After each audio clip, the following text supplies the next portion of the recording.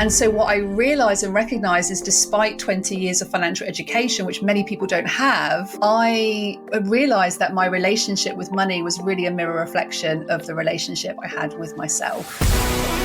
This is the Born to be Brilliant podcast, helping you harness the habits and unlock the tools to bring you more meaning, vibrance, and the personal power to help you shine like the diamond you are.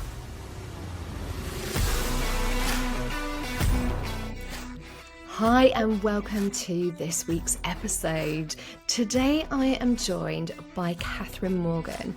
Catherine is a trauma-informed financial coach and author.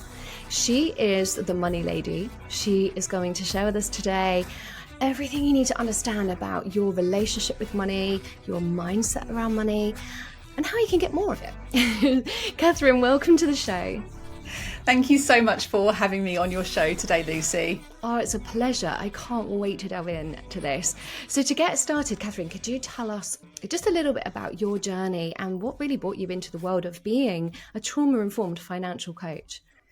Yeah, so what a great question. So I started in financial services from the age of 18. I started as a cashier in the bank while I was studying. And from that point, I spent 20 years then in financial services as a mortgage advisor and then as a financial advisor. And you would have thought that knowing everything about managing money and investing would have set me up for good, strong financial foundations. But actually, my experience was that because I didn't feel deserving to have money, I would get rid of it as quickly as possible. And so it kept me in cycles of shame, guilt around money. I didn't want to hold money because of what it meant to me. And so what I realized and recognized is despite 20 years of financial education, which many people don't have, I realized that my relationship with money was really a mirror reflection of the relationship I had with myself. And I went on to start studying around the psychology of money. And I recognized the familiar trauma patterns that many of us have experienced either in our own lifetime or from previous generations.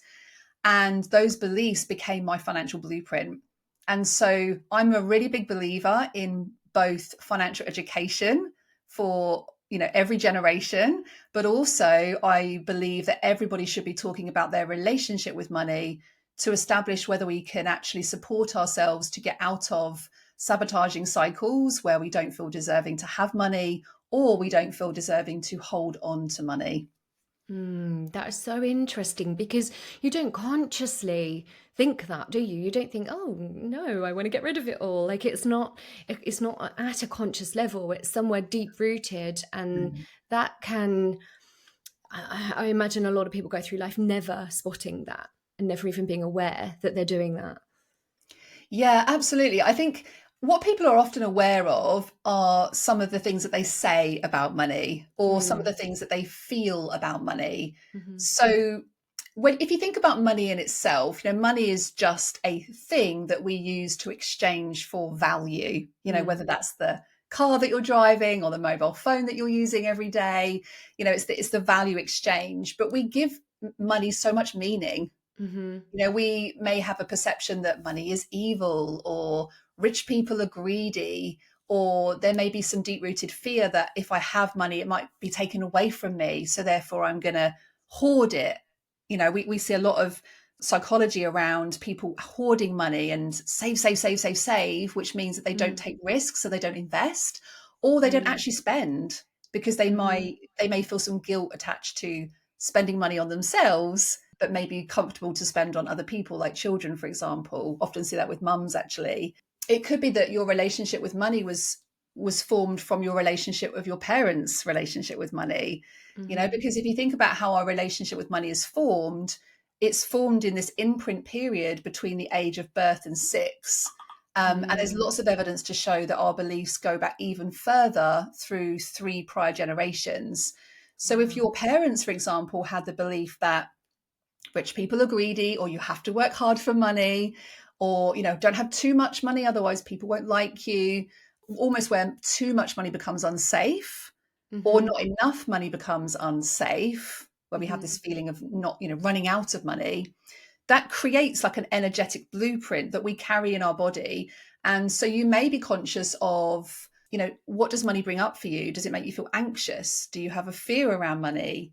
And actually feeling that in the body is something that we can get really conscious to, and we can literally track that all the way back through our experiences and parents and prior generations. So it's really fascinating. It really is. Like, so many generations, like you said, between the ages up to age 6, it's kind of like blueprinted in, and it makes you wonder like what you are as a child picking up, or what as a parent you're putting out there in that small early window of life that is so significant that it can really wire the brain as to Yeah. how it feels and thinks about money. Yeah, I mean, I talk a lot about like money trauma, financial trauma, and a lot of people think that trauma is something that is, the big T stuff, it's soldiers at war, it's abuse, it's physical, significant trauma.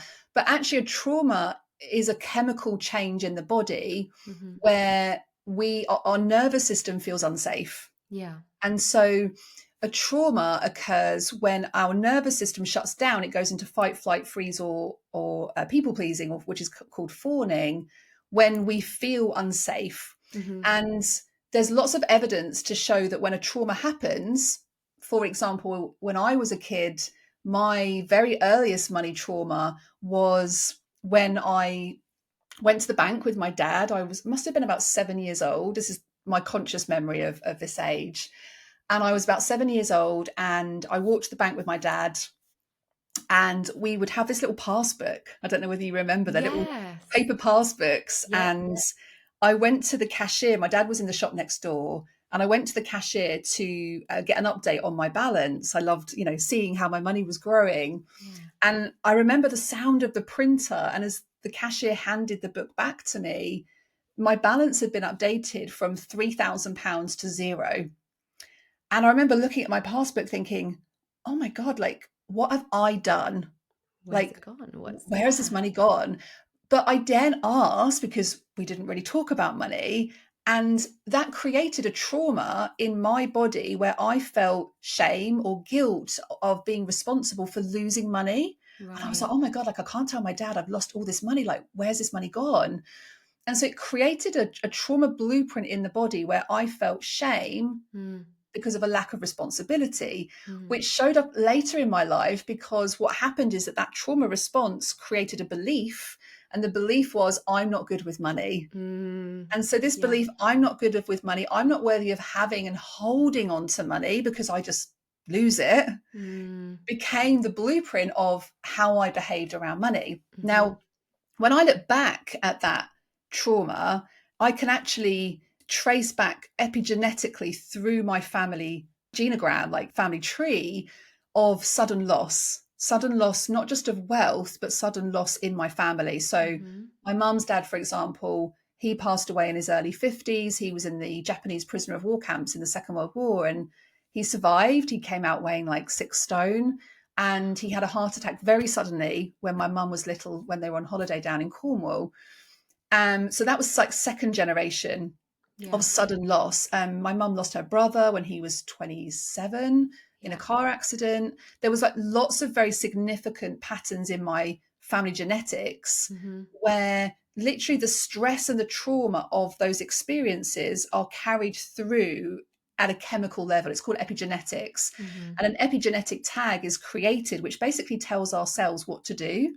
Right. And so we become sensitive to re-experience traumas that were often unresolved from parents and grandparents, which is just fascinating, because if you think about our grandparents, if our grandparents came from wartime, they end up passing down actually a very good skill set. First of all, very quick reaction times. They had to have quick reaction times in order to survive during the war. But they also inherited a stress response. And so our parents would have inherited that stress response.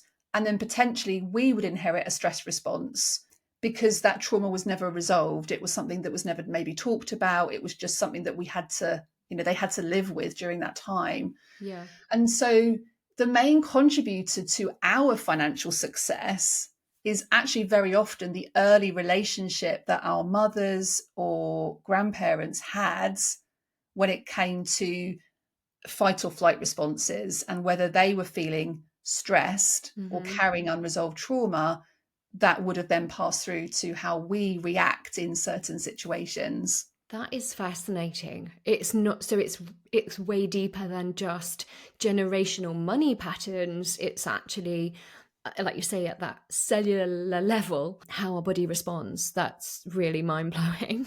Yeah, I mean, the research shows us through epigenetics. So Dr. Bruce Lipton is one of the very good researchers around epigenetics. And what they suggest is that if we were unable to receive love as a child, then this becomes a blueprint of how we receive in life, right? So if you think about your ability to receive for a moment, and we think about this in the context of money, being able to receive is about feeling expansive. It's about feeling open to receive. Yeah. So if someone says a compliment to you, like, Lucy, your hair looks so gorgeous today, what would be your response to that? Well, once upon a time, it would have been like, oh, it's just this, or I would have basically batted the compliment back. But I have to say that is something I've become much more like, thank you. And I did receive a compliment recently just for what I was wearing. I was in a supermarket and a lady just said something about and I was really proud of myself because I just went, oh, thank you. And I took it and I accepted it. But that's self-work because I didn't used to do that. I didn't used to receive compliments very easily.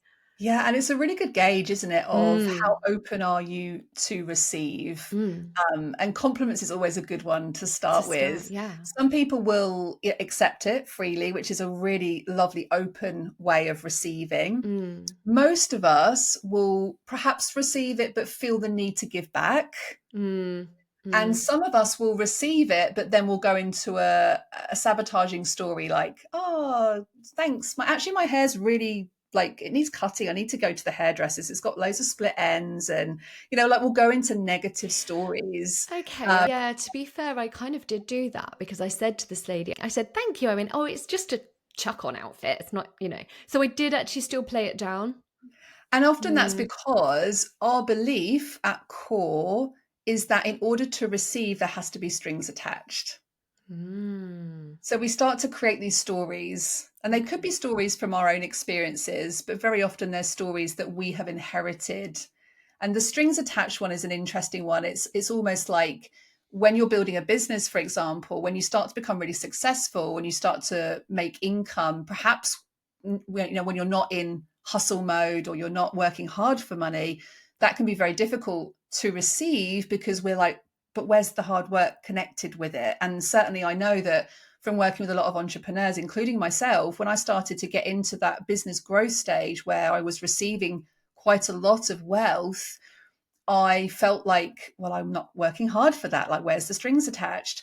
And I would also have this financial ceiling upon the amount of money that felt safe for me to receive. And so my first financial set point was, if you think of it like almost like a compass or a thermometer, my first financial set point was 50,000. And I could never exceed this 50,000 income limit because that was the amount of money that my mum earned. And so there was a lot of shame for me of earning more than 50,000 because my mum worked really hard. She worked part-time when I was a kid growing up.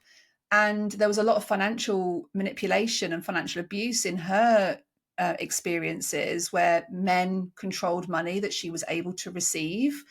And so I felt that, I carried that guilt for her. And so I had this energetic, like a sensation or a feeling that I'm not deserving to earn more than this amount of money. So it can also show up in your ability to earn certain income levels in your career or in your business.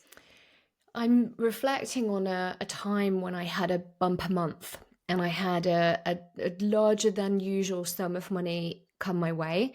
And on reflection, I can see how, yes, that was great, but it wasn't a sustainable model, and so on. But I pulled a load of that and took my family on a bucket list trip. I don't regret the time I had, but that's that kind of, you were saying about getting rid of it. I've got this and I need to get rid of it.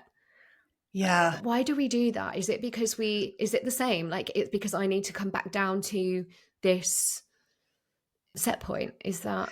Yeah, it's great. The best question you can ask yourself is, in that situation where you received this, I think you said unexpected sort of sum of money, Yeah.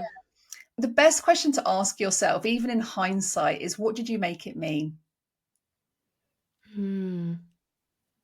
Well, at the time, I'm, I thought, oh, I've done really well. I've done really well. I've cracked it. I've unlocked something here. I was proud of myself for the achievement, and I remember my husband saying he was proud of me, and I'd earned that in a very fair and ethical way, and it was deserved, but I felt I could have invested that better than just going, right, let's have a treat then. And Yeah. I felt that need to share it and I do that a lot. It's like I have to share this. It has to, yeah. I struggle to just hold that, which is the Yeah. receive, right? 100%. And it feels like when you were saying, like, I feel like I have to share. I feel like I have to share it. Often if you think about where could that belief come from? Very often as children, we grew up with parents saying to us, look after your brothers, look after your sisters, make sure you share your toys, Yeah. share your things. And if that's particularly strong, or we're in over sharing or over giving, it's called fawning. It's a psychological disorder. It's very prevalent, especially for women, Mm. where we people please. Mm. And so we feel like, what would people think about me if I was to hold on to that for myself? Mm. What would people think about me if I didn't share it? And often in business, we attach our sense of identity to money. Mm-hmm. And particularly in business, there's a really big piece of work I do with clients around identity. Because if we feel like we are our business, then we Mm-hmm. make decisions on money in our business based on our Mm-hmm. beliefs and our needs, which can be a bit tricky in business, because you are your business is often something that people say, I'm my business. I am my business. But you're not your business. Your No. business is an entity, a completely separate entity Mm-hmm. that has its own financial needs. Yeah. And so often there can be a lot of identity work to unravel and unpick. Mm-hmm. And essentially, because we attach our self identity to money, if you think Mm. about self worth, the level of worthiness that we feel about ourselves is reflected in our level of worthiness that we are allowed to receive and allowed to give. Mm. Some of you might be listening to this and thinking, well, I've got no problem with holding on to money, but maybe it's the opposite. Maybe there's a tendency to hoard and not share, not give, not spend, not invest. Mm. It's the same thing. It's just a different set of beliefs that sit Yeah. behind it. That's so true. That is so true, because I'm not afraid to invest. I'm not afraid sometimes when I probably ought to hold on. So yeah, I completely can see the pattern there. That's really, this just really, when you dig into this and understand why and what can be going on, it excites me, because you can work on yourself and unlock a different future. Can you break these generation? I mean, it's generations deep. It's in you, wired from age 6. Like, how can you change that if it's that? I guess hardwired almost. Well, it's not hardwired, but you know what I mean. Like, Yeah, it's a really good question. There's a few different things that we can do, but if you wanted to go like really into the depths of how do we break some of these trauma mm, bonds, if you like, these trauma patterns, yeah, then the main thing to do is to first of all have a look at your relationship with your mother. Because your relationship with your mother, over 80% of us had a break in the bond with our mothers. Now, that doesn't mean that your mother wasn't there, wasn't present, didn't love you, but a break in the bond is often created where our mother's capacity to give was restricted in some way. So that could happen, for example, where maybe her ability to receive from her mother was not at its full capacity. It could even be created when I, for example, was in an incubator. I was born, I was breech. So I'm a twin. My brother was born. I flew out and I was breech, so legs out first. And I breathed in all the meconium, which means I was in an incubator for some time. So immediate break in the bond with my mother because I was taken away from my mum for a period of time. So my sense of safety was not present in those early hours of birth. And that's a break in the bond. It's a break in the bond between mother and baby. And so when there's a break in the bond, we then experience feelings of something's wrong with me. I'm not good enough. I don't matter. I feel alone. Feelings of unworthiness. I'm not worthy. Everything's going to be taken away from me. It creates a response in the body. And that response in the body then gets magnified when we're an adult. So if, for example, I was in an incubator, and if I just take that one experience, that response in my body is I've been taken away. I've been left on my own, right? And actually, my mother, bless her, my brother was very poorly when he was born as well. She was in Great Ormond Street Hospital with him for, I think it was a month, and I was then living with my nan. So again, another big event for me as a baby when my mother wasn't able to be with me because she was with my brother. Yeah. And so again, another big break in the bond. Now that's not, I'm not blaming her. I'm not shaming her for the situation. That was just her capacity to be able to give. Yeah. And so those kind of experiences as an adult, I had huge beliefs that I'm going to be alone. I'm going to be left. I'm going to be abandoned. And that creates a feeling in the nervous system. So when I didn't have money, I'd get this like feeling in my chest, like breathlessness, not being able to breathe, like really quite stressed. And that all connects back into my earlier experiences, but they're magnified. So one of the greatest things that you can do is just to start to explore what is your deepest fear. Like if you were to ask yourself the question, if everything went wrong and my life collapsed, what's the worst thing about that? Like, what is the worst thing that could happen to me? And get curious to your language that you use. Yeah. You might say things like, I'll be alone. Yeah. I'll be abandoned. I'll be shamed. I'll be criticized. And these are all early bonds statements. And we look at the language of those statements, and then we can trace those back to early experiences or past generational experiences. And what you do is you very much focus on creating the resolution in the break in the bond. Yeah. So, for example, with my clients, I might get them to put a photograph of their mother next to their bed. And every night I can imagine that my mum is with me and that she's maybe singing a lullaby to me, because that she wasn't able to do that in those very early years. Yeah. And what it does is it starts to heal the relationship with that break in the bond with our mothers. And even if our mothers aren't around anymore, we can still do this healing work. Yeah. Because we know that when we heal unresolved trauma, it doesn't just heal it for you, it heals it for every single future generation. My kids won't carry that because I've healed that trauma that's gone through the lineage of my mum and my mum's mum and her mum, all the way through those 3 prior generations, which is why this work is so beautiful, because it also not only helps to serve our relationship with ourselves, but every single future generation ahead of legacy. Us. Literally, yeah, that's so. I'm thinking like it's never too late, right? So if you're listening to this and you're thinking, okay, I need to do this work on myself, but your children are over the age of 6 and you're thinking, but what if I've already done the damage? Or what if somebody has a similar story to you and, or a birth situation where perhaps they were separated? Because I'm sure these things can show up in quite obvious and quite subliminal ways where you're like, maybe that's significant. Whereas other times you can have very, very obvious, bereavements, divorces, and actual very clear examples of loss.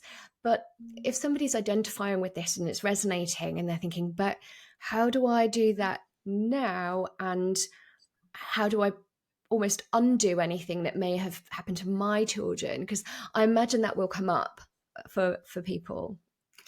Yeah, I think the best thing to do is, first of all, just to recognize that even if there have been experiences that have been outside of your control for your own children, for example, Mm, healing is possible. mm, And that's where it's not just about looking back at the traumas and blaming ourselves or shaming ourselves. And I'll give you an example of that. When my youngest son was 5 weeks old, he had meningitis, mm-hmm. and we almost lost him twice. And I was in hospital with him for 2 weeks. Now, I wasn't able to be with my eldest, who was 2.5 at that time. I mean, my husband brought him into hospital every day so I could see him, but I wasn't there to read his bedtime stories. I wasn't there to be with him. And so I could look back at that and beat myself up and say, what a terrible mum, I wasn't there for him. But actually, to come from a place of love and compassion, of actually just recognizing that we all have traumas, Mm-hmm. and very often those things are outside of our control or outside of our capacity. Yeah. So the first thing is just to come from a place of complete compassion and love for yourself, and really to focus on the healing rather Yeah. than focusing on the trauma. Mm-hmm. Sometimes trauma or negative beliefs about ourselves can actually become a secondary gain, Mm-hmm. you know, is they become the reason why we get stuck in these cycles, because they're so familiar and so comfortable for us Yeah. that it's easier to stay stuck in those stories than it is to move into healing. Mm-hmm. And this is why I'm a big believer in not staying stuck in those stories, and actually looking at how can you heal your relationship with money Mm-hmm. is really about healing your relationship with With yourself. yourself. and Yeah. and if even you've mentioned about the relationship with your mother and that being really, really significant, and some people will have a mother that's still here, some will have one that is no longer here, but I guess the thing is that they can't heal it for you. Even if they are here, it's not for you Yeah. to go and say, right, you did this to me, you need to fix me. Because I do see that sometimes where it's like, okay, my problems come from my parents, and it's almost that victim blame mentality. But actually, not just around money, but like all healing, right, comes from ourselves. And so you can Within. do this work on, I say, on your own. With support is usually better, but you can't, I guess, look to the person that and I think there'll be people who perhaps have difficult relationships with parents or with mothers now, and might feel Yeah. a frustration towards that, or for something that maybe happened. Mm. And I think it's really important for people to understand that that's okay. They don't need to do anything for you to change things and for you to change your patterns. Absolutely. And also, in this work, there can be situations where, there is significant abuse involved with Mm, parents. And it can be a really hard thing yeah. to practice forgiveness. Mm, And acceptance is a very important part of the trauma healing process for some people, mm, particularly when more adverse, more big T trauma work is involved. Um, but with some of the earlier traumas that maybe aren't in those big T scenarios, healing our relationship with our mothers, where we can come from a place of compassion without expecting it to be any different. mm, Because often, if I think about my relationship with certain people, the reason I feel so bad about that relationship, or I feel like, that wasn't good enough, I was abandoned, I was left, all these things, is because my expectations of them were at a certain point. mm, And so when you come from a place of compassion, you're coming from a place of, I don't expect this relationship to be any different. mm, They only had a certain ability or capacity mm, to give love. And so it's often that they've experienced a trauma that's blocked their ability to give love. mm, And so when you come from a place of compassion, it's not necessarily about coming from a place of pure forgiveness. That's another level of healing. But it's coming from a place of compassion mhm, that the early traumas that we have all experienced through generations have blocked our ability to be able to give. And mm. so when you come from that place, Yeah. it opens you up to feel love for yourself Mm, and to give that love back to yourself. And yeah. there's so many beautiful ways that we can do that. And the photograph one was a good example of that. Yeah. But there's also ways where we can just tune into our own hearts, and we Yeah. can tune into the power that our own bodies are able to give us to feel emotions like joy and love and acceptance and expansion. Mm-hmm. And when we can feel those emotions, then we're actually then able to expand our capacity to feel all emotion. Mm-hmm. Right? Because often we're told, aren't we, that fear is bad, anxiety is bad, stress is bad.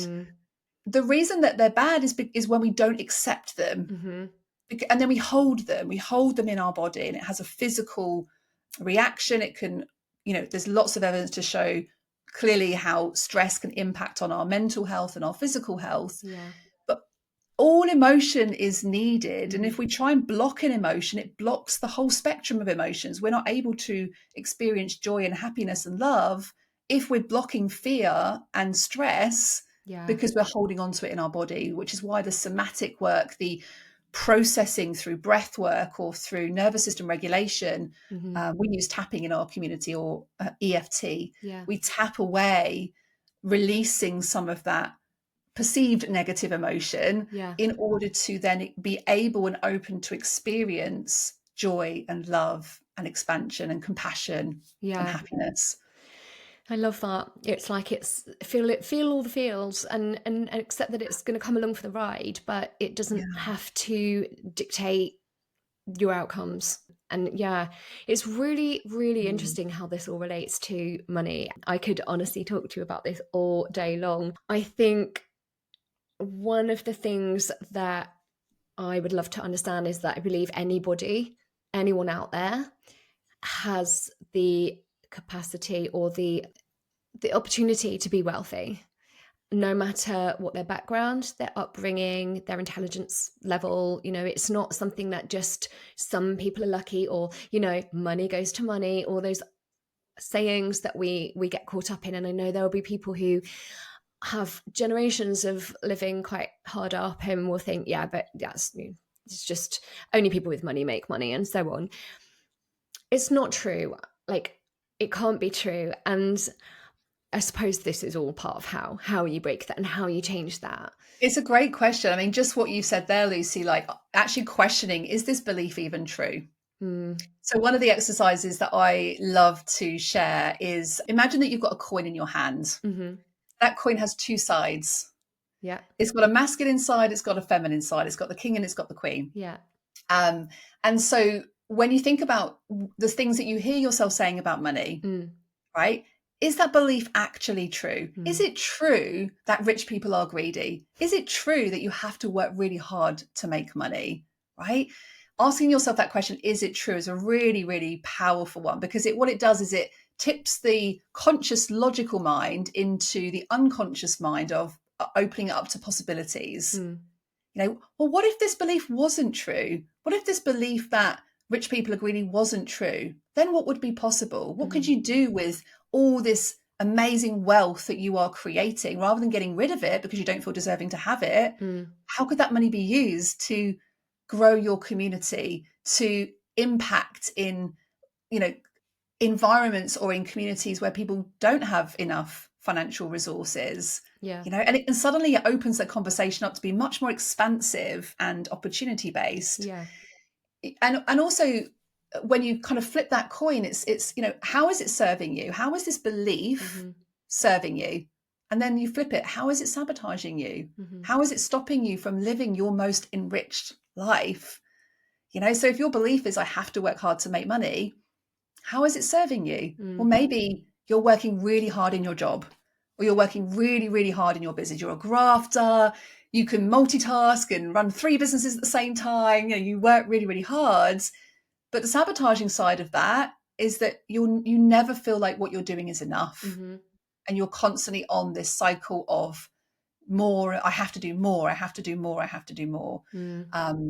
And overworking, people pleasing, overgiving, undercharging, all of those sabotaging patterns may be familiar to you. And just taking the two angles on money, just then consciously step back from that and just get curious. Yeah. And I think to almost consider, like, actually, if I didn't have that belief, or I didn't have that thought, or even to say, yeah, okay, I'm with you, it's possible for me, I can live a life where money flows freely to me, and finances are not a struggle or a challenge. I think there'll be people that go, but so how, like, well, where do I start then? How do I? And I think what we've been exploring are, there are situations where it wouldn't matter how much you could get really lucky and win the lottery, but if you don't work on yourself, you'll lose it all. It will all go. It won't bring happiness. It won't bring change. I mean, there's so many stats out there about that, aren't there? Like with lottery winners. So it's not actually about ability to generate money. It's usually about the beliefs around that. So you either you're blocking it, or when you're getting it, you're releasing it, or you're like, it was behavior is what I'm Yeah, it's saying. never about the money. Like that Yeah. question, around creating more financial stability or happiness it's never about the money, and it's always about your relationship with yourself. And that's where I think is the best place to start, is to look at, well, what is your relationship with money? And then what is your relationship to self? What do you make it mean about yourself?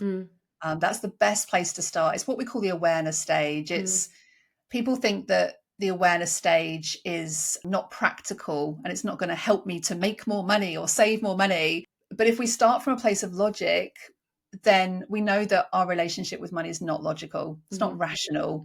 It was not rational for me to be a financial advisor, know everything there was to know about money, but be in £30,000 worth of recurring debt cycles, right? Yeah. Not rational, not logical. I knew that, but I was still in those sabotaging patterns. Yeah. Yeah. So I think if we come at money purely from a logical mind, then you're only going to be, you'll be limited, your financial success will be limited to your logical capacity. And so the first place to start for me is awareness about your relationship with money, and do the nervous system work. Yeah. Do the work that makes you feel better about receiving and giving. And when you can expand your capacity to receive and give from a place of love and joy and compassion, suddenly you don't get those contracting phrases where we go into overspending, under earning, people pleasing. Those are contractions. And in order to expand financial wealth and financial health, we have to be able to work on our ability to feel safe, to receive and hold. And with that, you're going to behave differently. You're going to show up differently, because, as you know, you and I both know lots of entrepreneurial women, especially, who probably are carrying lots of this weight, but that will start wonderful businesses, usually doing great things that help people, and then go, oh, but I'm stuck, or I don't have enough clients, or I'm not earning enough money, and and I should see this a lot. And if this work is done, you'll spot why that is. Why is this person doing great, this person not? Because this person's not showing up, and probably knows intellectually what they should be doing, but they're not doing it because of various underlying patterns, traumas, and beliefs. And there's so much shoulding, right? There's so much shoulding of what you should be doing. I mean, you only have to switch on social media where it's, you should be, growing your social media channels by 1,000% a month. If you're not making this amount, you're not successful. There's so much shaming that goes around money in society, and it becomes almost like this lens that we then compare ourselves to, and then it fuels that undeservingness wound that we carry in ourselves.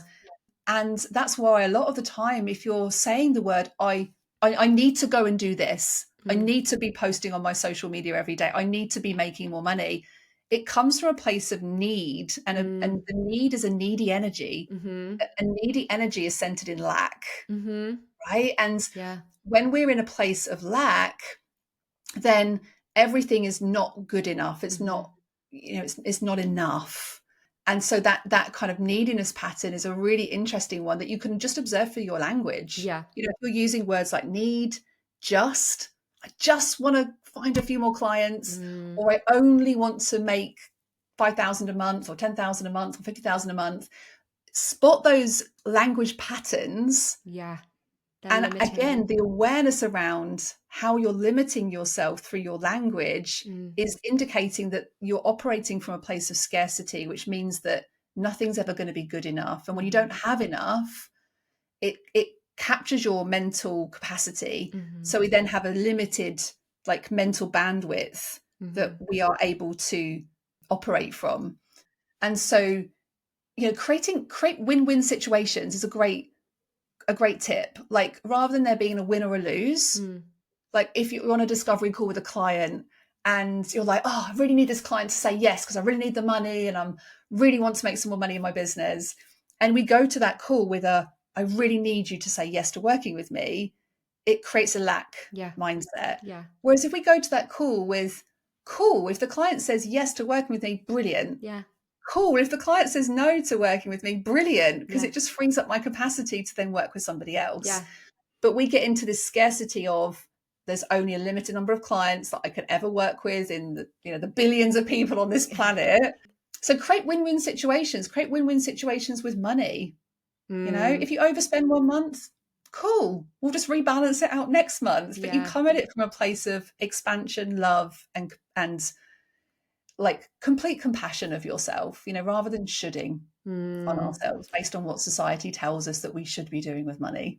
I really love that. I really, really love that. And it's so true. The lack energy is real, especially when you are in that position where some people are starting out, they're trying to make ends meet, but it is so important to reframe that. And otherwise, you just get stuck. And would you say as well, like I think sometimes it can be addictive, that being almost addicted to that struggle, addicted to the need. So you almost will keep yourself in a place where it's never enough because that's how you're used to operating. You're always striving. And if your identity is a striver, you're going to make sure you stay in a striving state. Exactly. It's like okay to change that. It's like, it is okay, but it may not feel safe because you've maybe never experienced that before. And that's why if you're in a lack mindset or feeling that, then we have to create alternative environments in the body first and then outside of the body second. Because if our nervous system can feel safe to feel joy and hold it, like how often do we sit back at the end of every week and go, oh, amazing, I'm so proud of myself this week that I cleared my to-do list, or I sent this really difficult email to this client I was really dreading, because we look back and we go, oh, I didn't do that and I didn't do this, and I should have done that. So we stay in the lack because it's familiar, and the brain will always look for things to hold that are familiarity patterns. It doesn't like uncertainty, which is why we don't like planning ahead for the future, because the brain doesn't like the future because it's uncertain. No one knows what's going to happen when we retire. No one knows what's going to happen next year in our businesses or in our work. So the brain will go, oh, no. I'll just keep you in the past because those stories are familiar. Right? Yeah. So again, another really powerful reframe is to stop worrying about the future. Stop being drawn into the past stories. Focus on where you're at right now and celebrate the present moment situations. If you're going for a walk today, get into present. Don't let your mind go back into stories. Don't allow it to get worried about something that hasn't even happened. That's where fear and anxiety comes from. Fear is the past. Anxiety is the future. Be in the present. Listen to the birds. Observe the flowers that are growing. Be in that present moment. And the more you can experience that, the less that your body is going to feel fear based on previous experiences, and it needs to protect you, or anxiety about something that hasn't even happened. Oh, that's just brilliant. It is so simple and yet so challenging for so many of us to do, but being so centered and present. What if it wasn't?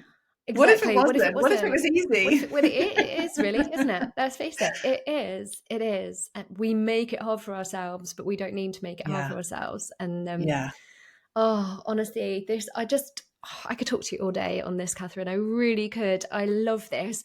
If we can give our listeners one action that like they can take away from everything we've talked about today, one simple step forward that somebody could even do today, like what would you say would be the takeaway they should harness? Yeah, I feel like the last thing I just shared there actually about just recognizing that how you feel about money is how you feel about yourself. Yeah. And how you feel about yourself is based on two things. It's based on your experiences of yourself, things that you have grown up with, things that you have had experiences of. Yeah. Or it's based on the perception of what we fear may happen in the future. Yeah. And actually, when you just start to come from a place of love and compassion of yourself, dropping the shoulding and the shaming that society places upon us, not comparing yourselves to other people, coming from a place of this is where I am right now. And it is possible for you. It is possible for everybody to be in a place of feeling worthy and feeling wealthy. You know, wealth is not the number in your bank account. It is how you feel about yourself. And when you feel better about yourself, you open yourself up to receive. You open yourself up to receive a pay rise, to receive more money, to receive more care around your health, to receive better relationships. And I think if you start from that place of just love and compassion of yourself as a human being, that's always going to serve you. Beautiful. Absolutely beautiful. Catherine, thank you so much for coming and joining us and sharing so much wisdom and really thought-provoking suggestions today that I really think will start unlocking people's minds. If people have questions for you or would love to learn more about what you do or reach out to you, where is the best place for them to find you? Yeah, well, I'm guessing as you're listening to this podcast that you are a podcast listener. Yeah. So you can come and listen to our podcast. It's called It's Not About the Money. Or you can grab a copy of my book. We gift away a free paperback copy of my book, It's Not About the Money, over on my website, which is catherinemorgan.com. Amazing. We'll put a link in the show notes as well, so people can go straight over there and grab that from you. Catherine, once again, thank you so much. Thanks for having me, Lucy.